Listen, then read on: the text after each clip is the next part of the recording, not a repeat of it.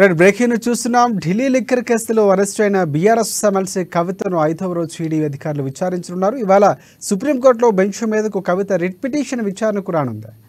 Liquor కేసులో కీలక విషయాలు రాబట్టడంలో భాగంగా ఆగస్టు 22న ఈడీ దర్యాప్తు మొదలుపెట్టింది. 4వ రోజు కవిత పిఏలు రాజేష్, రోహిత్లు విచారించారు ఈడీ అధికారులు. కవిత అరెస్టు సమయంలో పిఏల ఫోన్లు కూడా సీజ్ చేసిన అధికారులు ఫోన్లో అన్లాక్లు చేయించి అందులోని డేటా ఆధారంగా ప్రశ్నించింది. మరోవైపు తన అరెస్టు అంశంలో ఈడీ అధికారులు నిబంధనలు ఉల్లంఘించారంటూ కవిత ఇటీవలే సుప్రీంకోర్టును ఆశ్రయించారు. ట్రాన్సిట్ రిమాండ్ వారెంట్ లేకుండానే ఈడీ అరెస్టు చేసిందని తన పిటిషన్లో తెలిపారు. ఇక మరి కాసేపట్లో కవిత పిటిషన్పై సుప్రీంకోర్టు విచారణ చేపట్టనుంది.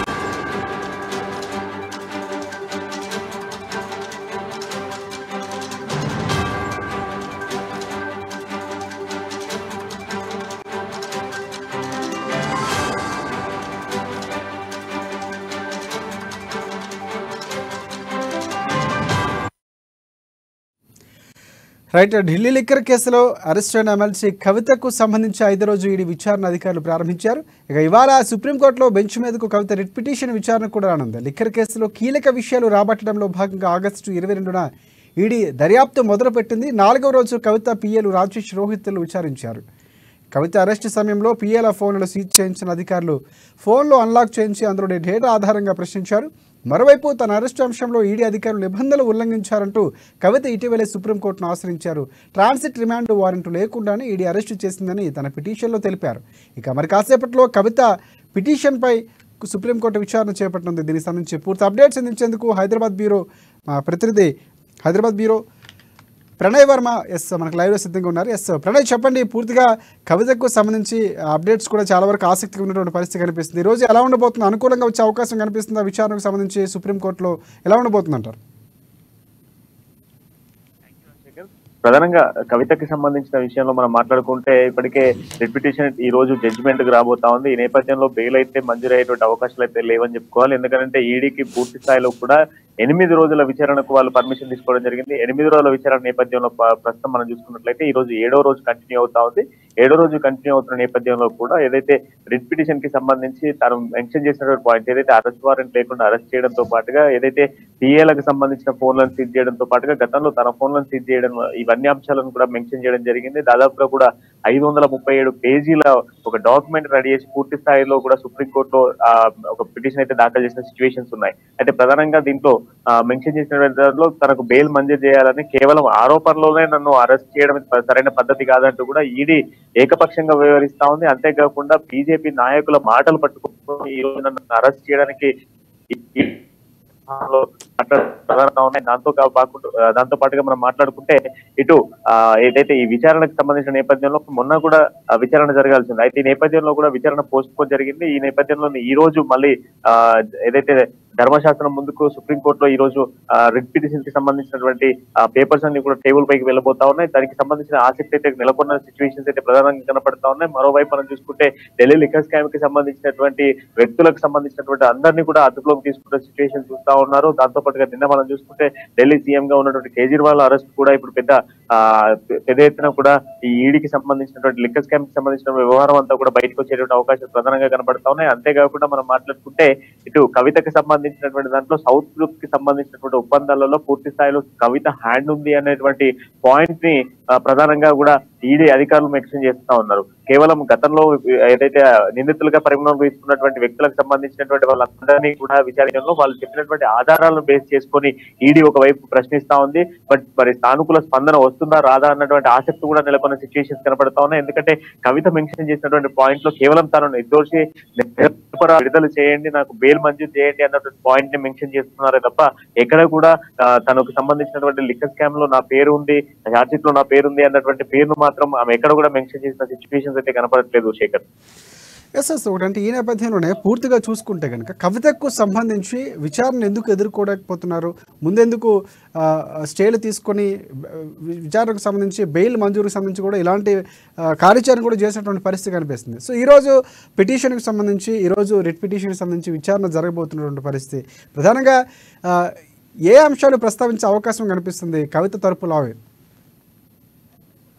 ప్రధానంగా కవిత తరపు లాయర్ కి సంబంధించి మనం మాట్లాడుకుంటే ఏదైతే ఒక మహిళ అని చూడకుండా అర్ధరాత్రి సమయంలో తనను అరెస్ట్ చేయడం సరైన పద్ధతి కాదు అనేటువంటి పాయింట్ ఒకటి మెన్షన్ చేస్తే, మరొక పాయింట్ ఏంటంటే గత సంవత్సరంలో కూడా ఇదే సమయంలో ఏదైతే అసెంబ్లీ ఎన్నికల సందర్భంలో కూడా కావాలనే ఈడీకి సంబంధించి ఈడీ, సిబిఐ ఇలాంటి ఏదైతే లిక్కర్ స్కామ్ కి సంబంధించినటువంటి దాంట్లో ఆరోపణలు మాత్రమే ఎదుర్కొన్నలో కూడా ఆరోపణలను నిందితురాలుగా పరిగణలోకి తీసుకొని ఎలా ఈడీ విచారిస్తుంది అన్నటువంటి పాయింట్ మెన్షన్ చేస్తా ఉన్నారు. అంతేకాకుండా అరెస్ట్ వారెంట్ లేకుండా కూడా నేరుగా ఇంటికి వచ్చి తనను తీసుకెళ్లడం, రాత్రే తనను అరెస్ట్ చేసి ఢిల్లీకి తీసుకురావడం ఇది సరైన పద్ధతి కాదు అంటూ మరొక పాయింట్ మెన్షన్ చేయడంతో పాటుగా బీజేపీ నేతలు 2 సంవత్సరాల నుంచి ఎలా కవిత పేరును సంబోధిస్తారు, బహిరంగ సభలలో కూడా ఏ విధంగా తను అరెస్ట్ కాబోతా ఉంది, ఢిల్లీ లిక్కర్ స్కామ్ కి సంబంధించిన దాంట్లో పూర్తి స్థాయిలో కవిత హస్తం ఉంది అని చెప్పేసి ఏ విధంగా మాట్లాడుతున్నారు అన్నటువంటి పాయింట్ ను కూడా మెన్షన్ చేయబోతా ఉన్నారు.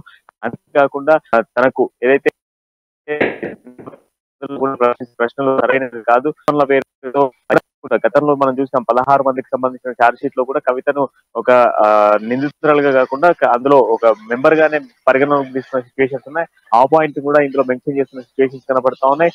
గతంలో ఇచ్చినటువంటి స్టేట్మెంట్స్ కావచ్చు, మొబైల్ డేటాకి సంబంధించినటువంటి ఇన్ఫర్మేషన్ కావచ్చు, గతంలో తాను ఏదైతే పగలగొట్టింది అన్నటువంటి మొబైల్ ఫోన్లకు సంబంధించి మనం అందరం చూసాం, ఆ సంబంధించిన డేటా కావచ్చు, అంతేకాకుండా పిఏలకు సంబంధించి తన అనుచరులకు సంబంధించినటువంటి ఫోన్లను కూడా సీజ్ చేసి దాంట్లో ఉన్నటువంటి డేటాను రికవర్ చేయడంతో పాటుగా గతంలో ఇచ్చినటువంటి స్టేట్మెంట్స్ అన్నింటినీ కూడా ఇవన్నీ ఇవ్వడం జరిగింది నేను అంటూ కూడా కవిత తరపు న్యాయవాది పూర్తి స్థాయిలో కూడా 537 డాక్యుమెంట్లు మొత్తం పూర్తి స్థాయిలో కూడా కోర్టుకి మొన్ననే సబ్మిట్ చేసిన సిచ్యువేషన్స్ ఉన్నాయి. దానికి సంబంధించినటువంటి రిట్ పిటిషన్ సంబంధించినటువంటి విచారణ మొత్తం కూడా ఈ రోజు జరగబోతుంది. నిమిషంగా మనం మాట్లాడుకుంటే కక్షపూరితంగానే ఈడీ వ్యవహరిస్తా ఉంది. ఖచ్చితంగా కూడా పార్లమెంట్ ఎన్నికల్లో బీఆర్ఎస్ ని ఏదైతే బీఆర్ఎస్ ను దించేందుకే ప్రయత్నాలు కొనసాగిస్తా ఉన్నారు. ఈ నేపథ్యంలోనే కవితను టార్గెట్ చేస్తున్నారు అన్నటువంటి కూడా మెయిన్ గా మెన్షన్ చేస్తున్నటువంటి అవకాశాలు కనబడతా ఉన్నాయి. ఎస్ ఈడీ కూడా ముందు నుంచి పూర్తిగా చట్టబద్ధంగానే మేము అరెస్టు చేసినటువంటి పరిస్థితి ఉంది. సూర్యాస్తమయం లోపే తీసుకెళ్లి కోర్టులో హాజరుపరిచే పరిస్థితి కూడా ఉంది. పూర్తిగా అలాంటి ప్రొసీజర్స్ ఫాలో అయ్యాం అని చెప్తున్నటువంటి పరిస్థితి కూడా కనిపిస్తూ ఉంది. ప్రధానంగా ట్రాన్సిట్ విచారణకు సంబంధించి ఇవ్వలేదు, ట్రాన్సిట్ సంబంధించినటువంటి వారెంట్ ఫాలో కానటువంటి పరిస్థితి ప్రధానంగా అది కూడా చర్చకొచ్చే అవకాశం ఉందంటారు. ఖచ్చితంగా ప్రధానంగా ట్రాన్సిట్ కి సంబంధించినటువంటి అంశమే తెరపైకి రాబోతా ఉంది. ఎందుకంటే మొదట మనం హరీష్ రావు కావచ్చు, కేటీఆర్ కావచ్చు, కవిత అరెస్ట్ కి సంబంధించిన నేపథ్యంలో కవిత ఇంటికి చేరినప్పటికీ కూడా ట్రాన్సిట్ లేనప్పుడు ఏ విధంగా మీరు అరెస్ట్ చేస్తారంటూ కూడా ఈడీ అధికారులు కూడా అక్కడ ప్రశ్నించడం జరిగింది. ఆ ప్రశ్నించినటువంటి దానికి ఈడీ సమాధానం ఇవ్వకపోవడంతో ఇప్పుడు వీళ్ళకి ఒక ప్లస్ పాయింట్ కనిపిస్తా ఉంది. ఎందుకంటే ట్రాన్సిట్ లేకుండా ఏ విధంగా అరెస్ట్ చేశారు అన్నటువంటి పాయింట్ మేజర్ గా కూడా ఈ రోజు సుప్రీంకోర్టులో కవిత తరపు న్యాయవాది చర్చ చేసే అవకాశాలు కనబడతా ఉన్నాయి. ఎప్పటికప్పుడు కూడా పూర్తి అప్డేట్స్ అక్కడ జరుగుతున్నటువంటి విచారణకు సంబంధించి కావచ్చు, దాంతో పాటుగా ఆమె ఏ విధమైనటువంటి స్టేట్మెంట్స్ ఇస్తుంది అన్నటువంటి ఆ పాయింట్స్ కూడా న్యాయవాదులకు చేరవేస్తున్న సిచ్యువేషన్స్ కనబడతా ఉన్నాయి. ఎందుకంటే మొన్ననే కోర్టు ఒక పర్మిషన్ కూడా ఇవ్వడం జరిగింది. ఎమ్మెల్సీ కవిత రోజు సాయంత్రం 6 గంటల నుంచి 7 గంటల వరకు కూడా కుటుంబ సభ్యులను కలిసేటువంటి అవకాశాలు ఉన్నాయి కనుక ఆ కుటుంబ సభ్యుల ద్వారానే వాళ్ళకి సంబంధించినటువంటి ఏ విధమైనటువంటి విచారణ కొనసాగుతున్న విచారణకు సంబంధించినటువంటి డీటెయిల్స్ ఏంటి అన్నటువంటి ప్రతి అంశాన్ని కూడా కుటుంబ సభ్యుల ద్వారా న్యాయవాదులకు చేరవేస్తా ఉన్నారు. పూర్తి స్థాయిలో కూడా ట్రాన్సిట్ కి సంబంధించినటువంటి అంశం కూడా ఈ రోజు తెరపైకి రాబోతా ఉంది. వీటన్నిటిని బేస్ చేసుకుంటే మరి బెయిల్ ఇస్తారా లేదా అనేది మాత్రం కొంత ఆసక్తిగానే నెలకొన్న పరిస్థితులు అయితే కనబడతా ఉన్నాయి. దాంతో పాటుగా మరోవైపు ఇంకొక రోజు పాటు అంటే ఒక రోజు నుంచి 2 రోజుల పాటు కూడా ఇంకా విచారణ కొనసాగాల్సిన అవసరం కూడా ఈడీ ఉంది అని చెప్పేసి ఈడీ కూడా మాట్లాడుతా ఉంది. సో మరి ఈడీ మాట్లాడుతున్న మాటలకు మరి సుప్రీంకోర్టు కొంత ఆసక్తి సిచ్యువేషన్స్ కనబడతా ఉన్నాయి. శేఖర్ రైట్ ఫైనల్గా ఈరోజు విచారణకు సంబంధించి ఫైనల్ రిజల్ట్ ఈరోజు వచ్చే అవకాశం కనిపిస్తుంది. రిజర్వ్లో పెట్టి ఏమైనా వాయిదా వేసిన తర్వాత దానికి సంబంధించిన రిజల్ట్ ఇచ్చే అవకాశం ఉన్నాయంటారు? కవితకి సంబంధించినటువంటి బెయిల్ విషయంలో మాత్రం కొంత కాంప్రమైజ్ అయ్యేటువంటి అవకాశాలు అయితే కనిపించట్లేదు ఎక్కడ కూడా. ఎందుకనంటే పూర్తి స్థాయిలో కూడా ఒక ఫైనల్ జడ్జ్మెంట్ వచ్చిన సిచ్యువేషన్స్ ఉన్నాయి. ఎందుకంటే ఈ లిక్కర్ స్కామ్ కి సంబంధించి సౌత్ గ్రూప్ ఒప్పందాలు కావచ్చు, ఇందులో ఉన్నటువంటి నిందితులందరి దగ్గర నుంచి ఆల్మోస్ట్ ఆల్ స్టేట్మెంట్ అంతా, డేటా అంతా తీసుకున్న సిచ్యువేషన్స్ ఉన్నాయి. ఇక కేవలం ఉన్నది ఎమ్మెల్సీ కవితతో పాటుగా ఢిల్లీ సీఎం కేజ్రీవాల్ ఉన్నారు. సో వీళ్ళిద్దరికి సంబంధించినటువంటి డేటా బయటికి వస్తే అసలు నిందితులు ఎవరు, కంప్లీట్ గా జరిగినటువంటి ట్రాన్సాక్షన్ జరిగినటువంటి ఎంత అమౌంట్ జరిగింది, అసలు లిక్కర్ పాలసీలో ఏ విధమైన ఒప్పందాలు జరిగాయి, ఆ ఒప్పందాల ప్రకారం ఎవరికి ఎంత ముట్టాయి అన్నటువంటి పూర్తి స్థాయిలో డేటా రావాలి అంటే ఇప్పుడు కేజ్రీవాల్ విచారణతో పాటుగా కవిత విచారణ కూడా ఇంకా కంటిన్యూ అయ్యేటువంటి అవకాశాలు ఉన్నాయి. ఒకవేళ కేజ్రీవాల్ చేసిన స్టేట్మెంట్స్ ఏవైతే ఉన్నాయో కవిత విచారణ మళ్ళీ పెరిగేటువంటి అవకాశాలు కూడా ఉన్న నేపథ్యంలో ఏ విధమైన తీర్పిస్తుందో అనేది కూడా కొంత ఆసక్తి కనబడతా ఉంది. Shekhar, right thanks for updates Pranay Varma.